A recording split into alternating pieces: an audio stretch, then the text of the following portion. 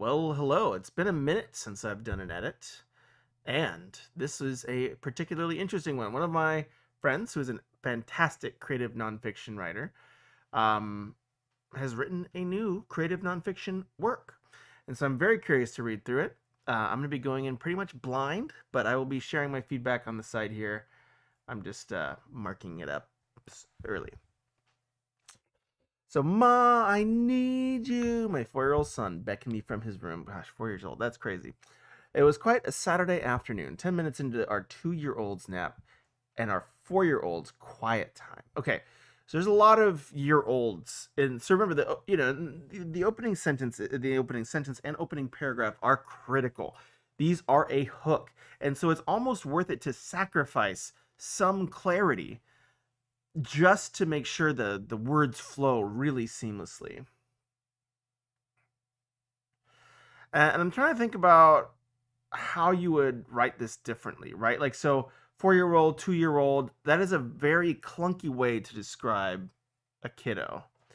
And so I wonder if it's like 4-year-old and toddler. Like the 4-year-old is one, and the toddler is another, and that will at least remove one of those weird hyphenated things. 10 minutes into our toddler's nap.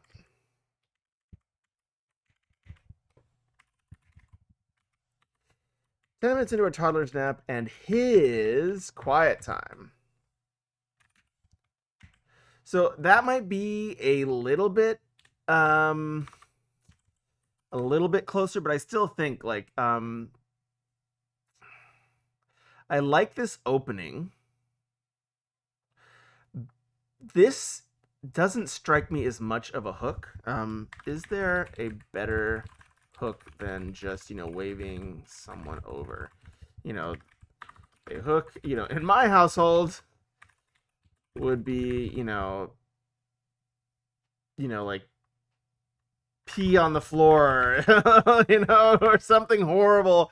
And you're like, oh my God, wait, like, what? Stop. Like, or like if the kid's trying to use the potty and they just haven't figured it out quite yet. And they're like, I'm going to stand up right now. And you're like, don't do that. It's a really bad idea.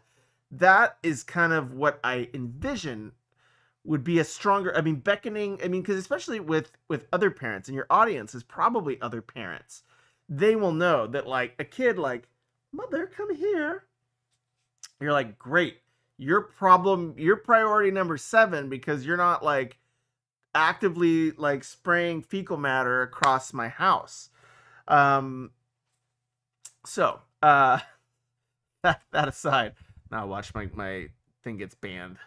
But anyways, so a bit of a soft hook on the action and a soft hook on the sentence structure, which is pretty clunky, using a lot of very heavy nouns when probably other options are available. Our rule officially was that the parents are not to be bothered during quiet time. I respect that. Yet time and again, in response to his idle questions, what is the day after tomorrow, and request for assistance? I'm missing a Lego piece. I got up and waddled my pregnant self in to help.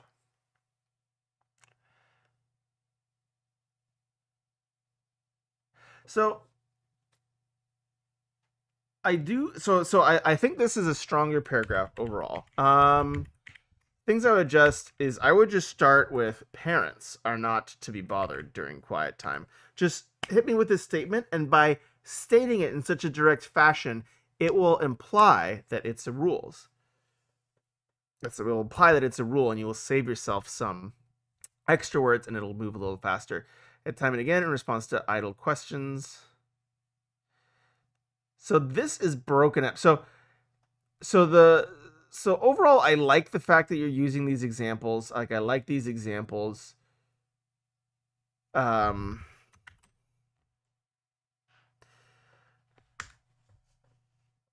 like these examples. Yeah, the thing I would think about differently is you are spacing out the base clause or the base action of the sentence really far. So time and again, that's leading into what's happening. In response to his idle questions and requests for help, I got up and waddled my pregnant self in to help. So it's I don't that's not the worst, or it's not like that. It's just a trade-off to be aware that you're making, that you're pushing your base clause, what's actually in the sentence, really, really far out. I actually think that works. On second glance, I'm actually more okay with it. Anyways, just something to be aware of. The choices that are getting made, whether or not you want them to stay that way or whatever. Each time I refused the bed feeling, I returned to the bed feeling heavier than ever. I would just say heavier than ever. I kind of, because this is getting told through indirect discourse and with that first person narrator, you don't have to flag a feeling quite as heavily, and it will generally be a little bit less kind of on the nose. Way down by the lack of resolve. My due date was in 2 months. I couldn't enforce order with 2 kids. How's it gonna? So I would bring this out into a scene. So this is in summary. So this is very summary. This is very summary oriented. I would try to make this scene. This is heavily summary oriented. I think it might be stronger as a theme.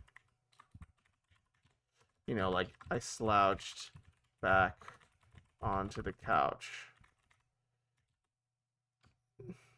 I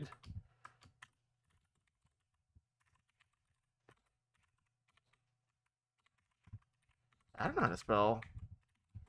Oh, there we go. I was like, I do not know how to spell cushions. What do you know? Slouch back on the cushions, like sink lower. Was I just that much heavier? The door clicked shut at the end of the hall. I glanced at my iWatch. 2 months till my due date.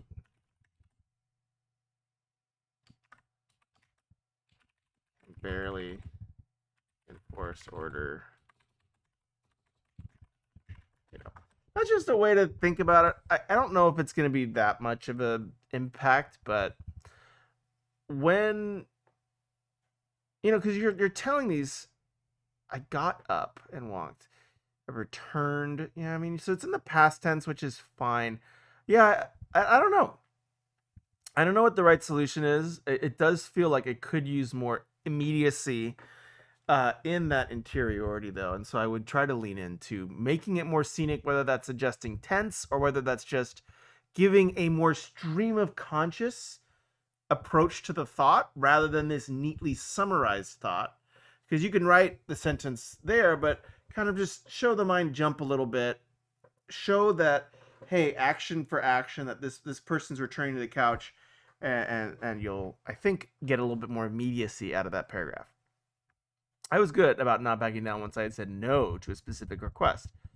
So we are not reading another, but managing the resistance that followed was so draining that I picked my battles carefully. You can't put away all the Legos yourself? Of course he could, but he didn't want to argue with him for 20 minutes, so exhaustion trumped resolve. Okay, let's do it together. This is very, very common. So I like that we're elaborating here. Yeah, I feel you here.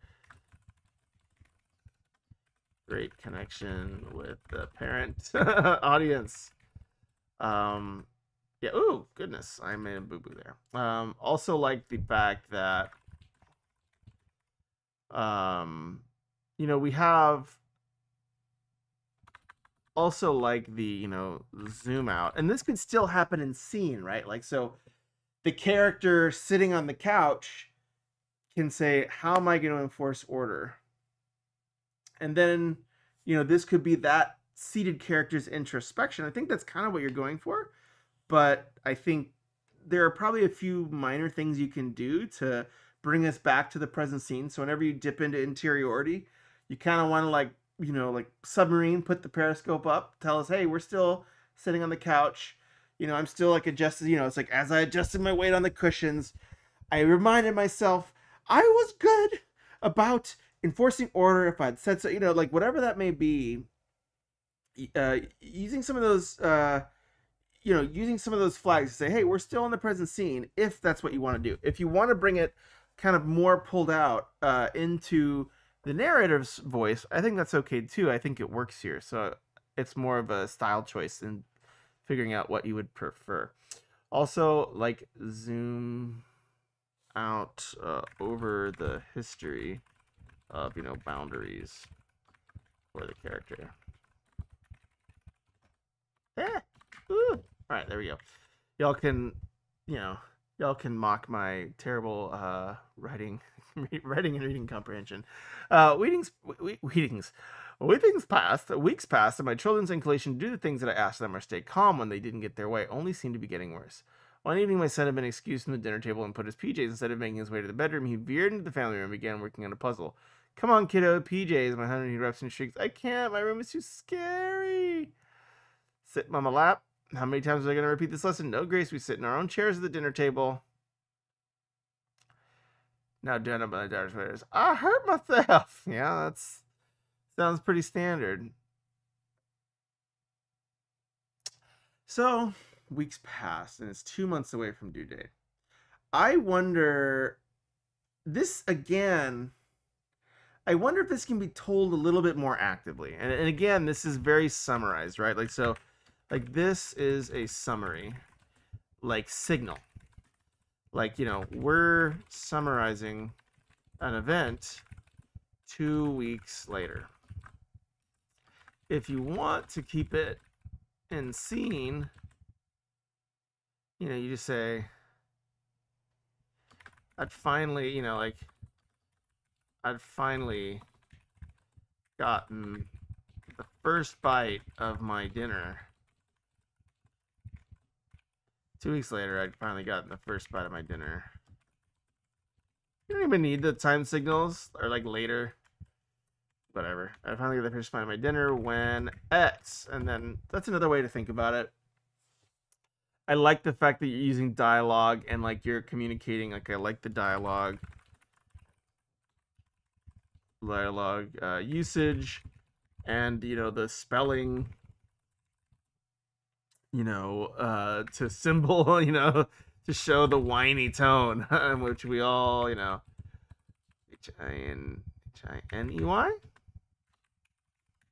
There we go. No? What? Oh, WHINY. There you go. Spelling is hard, folks, especially for me. All right.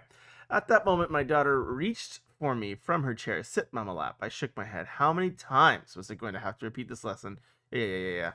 And then great that it escalates. And so, but, the next one is going to have to be a level up, right? So it's sort of like, okay, how does this continue to escalate as the essay continues? Curious to see how it will continue. Husband, would you hear there? We are about to bring a baby into this mess.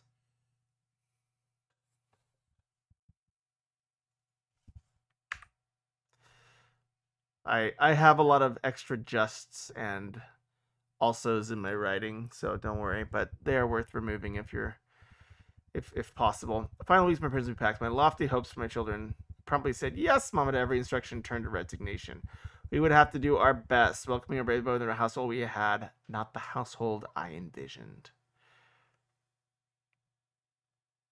Baby brother arrived, and with him a rush of joy and exhaustion and newness that eclipsed my thoughts about big kid behavior.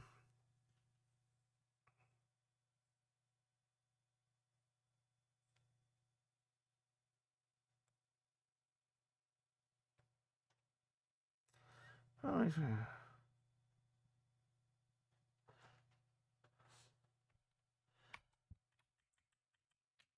I don't know if you need this. We've already kind of gotten the impression that you're going to do your best.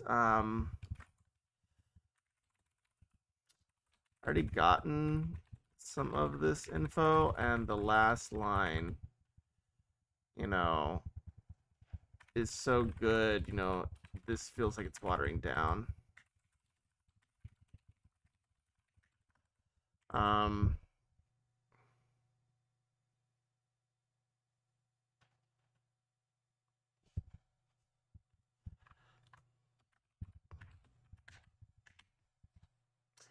With him, a rush of joy and exhaustion and nearness that eclipsed my thoughts. Yay, Polysyndeton, it's great. You know, love it. Love Polysyndeton. No, I didn't even spell that right.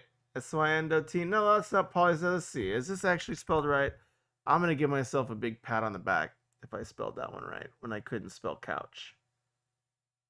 But you know what? Couch is a tough word. Couches is... Oh, Syndeton. T. O. N.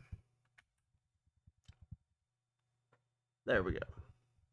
But it's great. Love Polysyndeton, you know, makes this read much more actively. All right. Enough of me trying to figure out how to spell in my late 30s.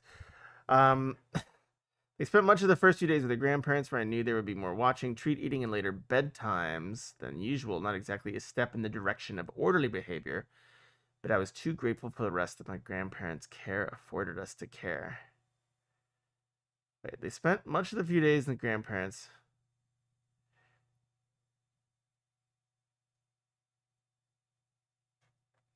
I think there's just a little bit too many qualifiers. Not a step towards orderly behavior.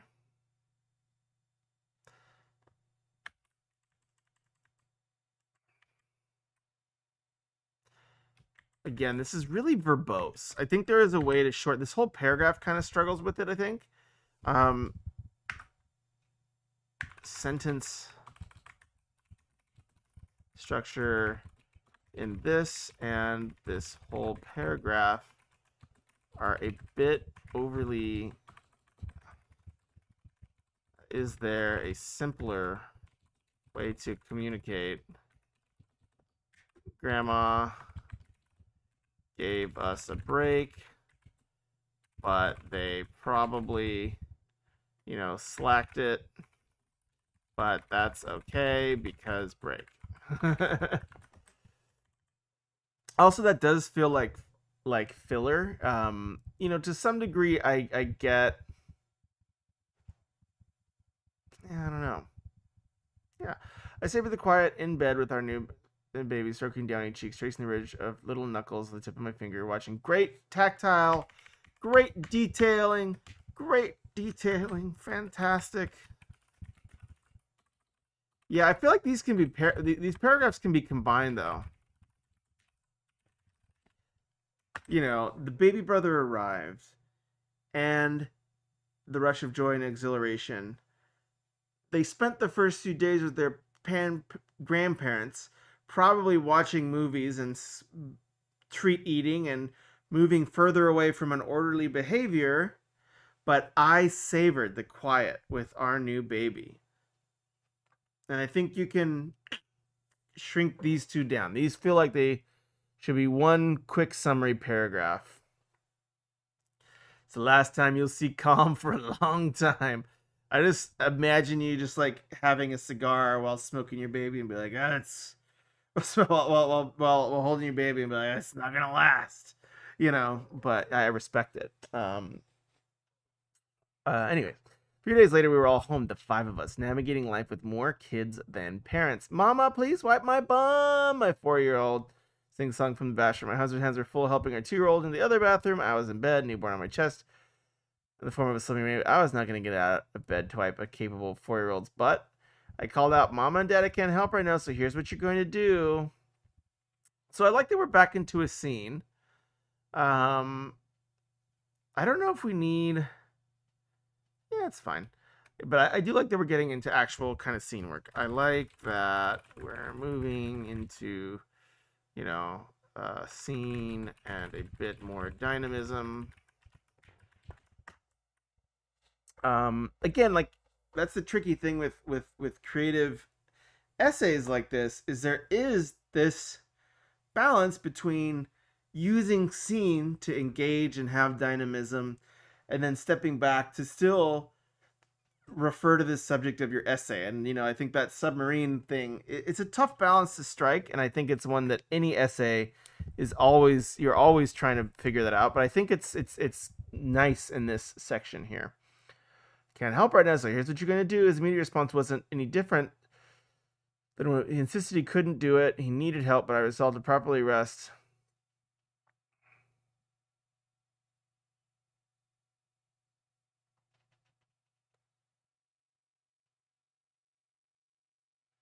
Yeah.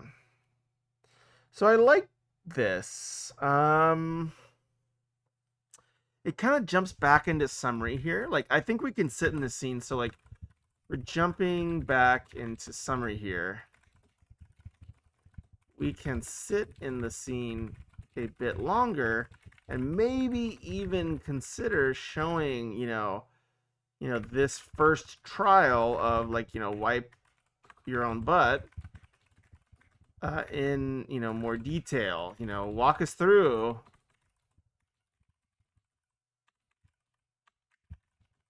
guilt of not being able to help, or whatever those emotions are. Like, yeah, so I would say in this area, consider staying in the scene a little bit longer. I think it'll give us, and try to work. So it seems like in order to get to the thematics of what you're talking about, you're zooming into, you're zooming out into the narrator. I would try to at least use these scenes and stay in those scenes to let us come to the same realizations in the scene moment, so that I don't have to wait. I don't have to have the narrator tidy it all up and give me what I should have learned. Help me learn along with the characters in the scene would be the thing that I would really think about. Help us, let us learn the lesson, with the characters in scene, and avoid always, zooming back, avoid, zooming back into, summary narrator voice to, explain the learnings. I hope that's understandable, but if not, let me know. We actually are well overdue to visit you all, and we will be happy to drive up. So take my word. If you have video proof, let us know a day we should drive up, and I will, we'll get the crew in the car. We'll get it figured out. But I resolved to properly rest after his pregnancy, and properly resting required not getting up every time a 4 or 2-year-old needed my help. My husband joined us, and together we walked him through the process. Within a few days, the bum wiping was no longer an issue. The weeks, similar cases played out all over the house. I would, again, and this kind of comes back. Like, I think it's fine to summarize now that you've had your, like, big example. You're summarizing the wrap up. Okay, this happened more often, and then you're getting to the point. I would, yeah, my stylistic choice would be to have maybe just 2 scene examples and avoid more summary, or just using like really like micro scenes, just like a little like half paragraph scene of just like the next week. I was nursing and I heard a voice burst through the wall. Mom, my shoes are untied. And then I had a bottle in one hand and something in the other. Couldn't go. I told him to get on with it, and lo and behold, he figured it out. Whatever that may be, like kind of micro scenes, using kind of dynamic language, like, and again, some of it's just the way the sentences are written with a very zoomed back, summarized perspective rather than in scene. One challenge that, if you choose to accept it, I would say is try a version of this a version of this story, of this essay written 100% in the present tense. Just as an exercise. But I think that's what's happening is it's so easy to fall back in the narrator because the narrator's already compressed everything. You're less likely to give, I want to not just learn what you've learned, I want to experience the process of you learning, you learning these lessons. So make sure that you're still able to deliver on that. And it's okay, you can still do that with a heavy narrative voice, but I think there is some opportunity to push here. Part of their success to doing more hard things, I started asking for more help from bed. Hey kiddo, can you focus that book for mama at the dinner table at the hallway? Grace, can you bring that dolly back to your room? Whatever it was, the increased sense of building sibling responsibility, the realization that mama really was not going to budge. My kids were helping me. And themselves more than ever. Yeah, like the like this paragraph here. And mom not budging. That's great. That is not to say my kids' behavior did a complete 180 in a week. Just, span of in a week. So again, some of these things are just, I do this a lot. It's just, it's probably why I'm so like dialed into like these little tiny things is I've had to do this a lot for my own writing, and it makes a big difference without realizing it. The sentences are the bricks that the whole story is formed of, and it does have an impact. Request to try a bite of cooked carrot or mushroom at dinner, still met with shrieks of protest. Quiet time is still permeated with occasional bid for help, but these moments no longer leave me feeling defeated. I can weather now that I've seen what progress can be made when I stand my ground. I feel like can be made is a bit of a weak verb. I would try to find something stronger there. The progress forged from standing my ground, whatever. Can be made is just because the verbs matter. They're big. Bit of a weak verb. Kind of stronger. Verbs are the gas. You guys can also, every time I make an analogy with writing and something else, y'all have to have a drink of, some healthy beverage. I don't know. Request to try by to cook carrot, Mr. Progress. Mama can't get my blue floor. 2-year-old asked me one night from the table. I was sitting on the other side of the table. I like that we're getting back into scene. So like I like that we're great way, like a dialogue is a great way to intro into scene. Great lead into a scene. And I like that we're ending in scene. It's a really good way to kind of bring us to the end strong. 2-year-old asked one night before the table. I was sitting on the other side of the table. Baby brother in my arms, usual. Before I could respond, her older brother had gotten down out of the chair, and where she was gesturing, he found the fork. Here, Grace. My heart swelled. Wood brought our baby into our mess. While it was not always easy to manage with my arms wrapped around him, he had nonetheless helped bring our home to a new kind of order, and everyone is better off for it. I like the summary. I do. So I like this summary. I think there's I would just try writing it in. Just write it again. Don't look at it. Write the same revelation again, and maybe try to tie it to that scene. I would just, it feels like that is the on paper correct revelation. That is a great revelation, but I do feel there's opportunity to deliver it in a more dynamic way. It just feels like, yep, this is what I learned. Bye. See you later. It's as cleanly packaged and, and as clear as possible. But I think there's opportunity to add a little bit more meat to this, like great revelation. I think there's a better way this can be delivered. So, consider tying a bit into scene. So, like, like our new kind of order. That's like very, very formal. So, like saying, hey, while it's not always easy to pass forks, like bring us back into the scene. While it's not always easy to pass forks with a baby in my arms,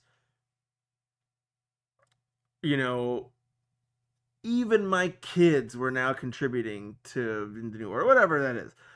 I would just say I'm a little sleepy if you cannot tell.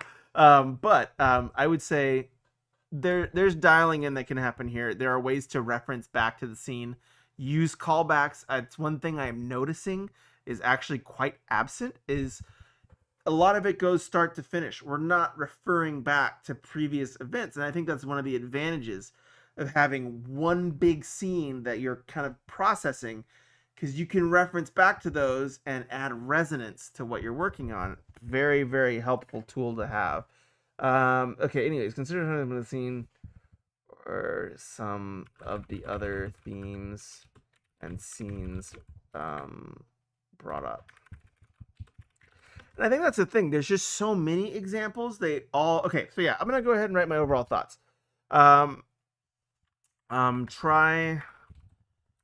Consider, I don't know, I'll just put bullets here. There we go. Overall, consider, reducing the number of examples and, cases given and going deep. Try one scene example for each phase of the story and cross-reference them with callbacks. Because, you essentially do that, but then you just have so much other, and then there were 5 other times where that happened. And it's great, but it doesn't matter. I already got the point. Just trust the, examples you're delivering in scene, and don't, and see if it still works without giving the 5, other context reinforcements. Last one is try to have some revelations happen live on TV. Let me watch in scene the character realizing something. And next time, and that's a really good thing. Next time, we visit, if there's a TV show on in the background, remind me and we can look for it. It's very worth looking into when you're watching a show, but almost invariably, they will have, at the climactic moment, they'll have the actor looking around and realizing, oh crap, or oh yay, this is the new situation. They will never have the start of a scene and then it'll cut and the narrative will be, that's the day I realized that I should not have trusted so-and-so with my life. And some things do that, but you'll most notably see that in old film, because it does not, and in older works, because with at least modern writing style, it is more recommended generally for the modern audience to have things happen dynamically in scene. But I'm sure, that horse that I've been beating a dead horse. I apologize. It's part of who I am, is repetition. You can ask poor Danielle. Try to have some revelation on TV. Okay, and then keep an eye open for callback opportunities to reference previous events and add resonance. Overall, fantastic job, as always. I'm always impressed, always excited to see your fantastic work. And the reason I kind of go more nitpicky and stuff is because you are a really strong writer. You are using a lot of really great tools, and you're doing a fantastic job of communicating. So in a lot of respects, I do hold this to a pretty high standard where I think, hey, you already have this really great foundation. You know, I think there's a lot of opportunity to build it further and further and to have something that's like a really, really strong uh, piece of writing. So great job. Great job. I hope you have a wonderful evening or day, whenever time it is. And I'll see you soon. Take care. Bye-bye.